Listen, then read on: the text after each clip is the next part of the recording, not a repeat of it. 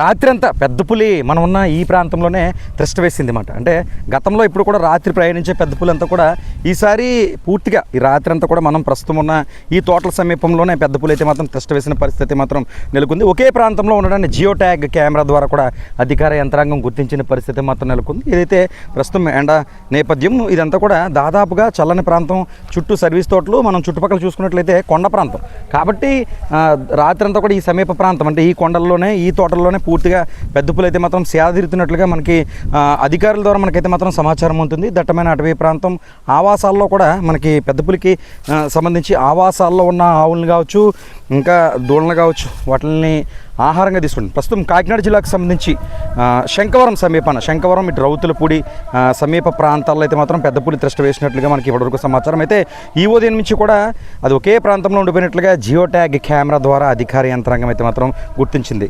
చిక్కదో దొరకదో కాదు, చిక్కింది కానీ అధికారులు వదిలిన తర్వాత బహుశా అటవీ ప్రాంతంలోకి వెళ్ళిపోతుందని అంచనా వేశారు. కానీ అందుకు వ్యతిరేకంగా పెద్ద పులి అయితే మాత్రం గ్రామాల పర్యటన చేస్తుంది. అటవీ ప్రాంత అనుగుణంగా ఉన్న ప్రాంతాల నుంచి సుదీర్ఘకాలంగా పెద్ద పులి గోదావరి జిల్లాలో తిష్ట వేసిందని చెప్పుకోవచ్చు. ప్రస్తుతం కాకినాడకు సంబంధించి రౌతులపూడి శంకవరం రహదారుల ప్రాంతంలోనే పెద్ద పులి తిష్ట వేసినట్లుగా మనకు అర్థమవుతుంది. అయితే ముందస్తుగా తుని నియోజకవర్గానికి సంబంధించి తేటగుంట, అదేవిధంగా లోకొత్తూరు సమీప ప్రాంతాల్లో కూడా ఈ రాత్రికి వచ్చే అవకాశం ఉన్న నేపథ్యంలో అధికార యంత్రాంగం అప్రమత్తం చేస్తుంది. ఖచ్చితంగా పెద్ద పులి వచ్చే అవకాశాలు ఉన్నాయి.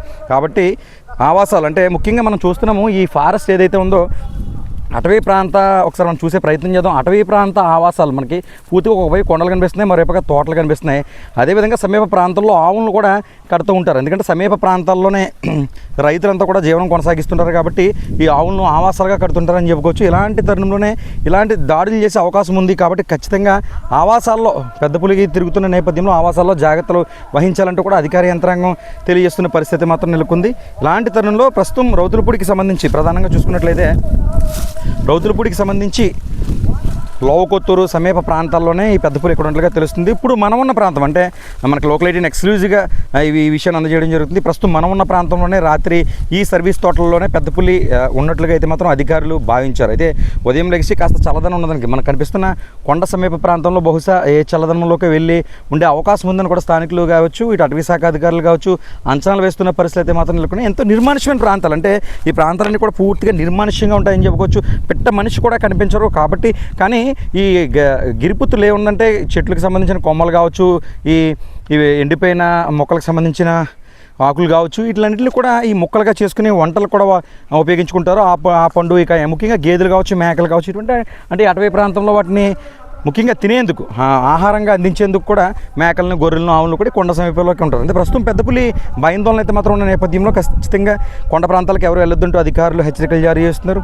సుదీర్ఘకాలంగా అంటే పశ్చిమ గోదావరి బుట్టాయిగూడెంలో ప్రారంభమైన పులి యాత్ర ప్రస్తుతం ఇంకా కొనసాగుతుంది. మధ్యలో అదృష్టవశాత్తు కావచ్చు అధికారులు మొత్తానికి పట్టుకున్నారు. తూర్పు గోదావరి జిల్లాలో మరలా విశాఖలో దాదాపు వారం రోజులు దానికి సంబంధించిన ఆరోగ్య పరిస్థితిపై ఆరాధీశారు. మరలా పాపికొండల దట్టమైన అడవిలో వదిలేసినప్పటికీ మరలా రంపచోడవరం, తూర్పుగోదావరి, ప్రస్తుతం కాకినాడ అంటే ఇంకొక 2 రోజులు ఉంటే ఇదే ప్రయాణం కొనసాగితే అనకాపల్లి, ఉమ్మడి విశాఖ జిల్లాలో కూడా పెద్ద పులి ప్రవేశించే అవకాశం అయితే ఉందని చెప్పుకోవచ్చు. చూడాలి మరి పెద్ద పులికి సంబంధించి అయితే ఏదైతే మనం ఇక్కడ ఉన్నామో సమీపం దాదాపు 2 కిలోమీటర్ల లోపల కూడా ఈ పెద్ద పులికి సంబంధించి ఒక ప్రత్యేక బోన్ ఏర్పాటు చేశారు. అందులో ఎరగ వేసేందుకు ఒక లేగదోణ కూడా పెట్టారు.